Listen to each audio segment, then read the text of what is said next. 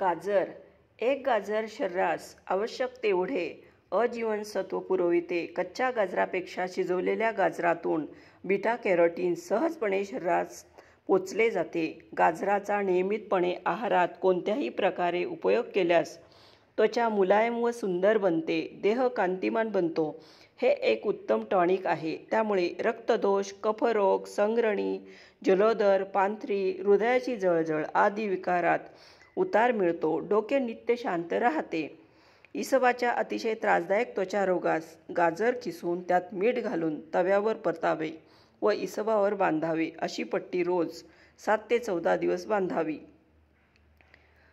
वृद्धांनी पचनशक्ती वाढविण्यासाठी गाजराचे किसात, अधमुरे, दही व मीठ घालून केलेली कोशिंबीर नित्य जेवणात घ्यावी.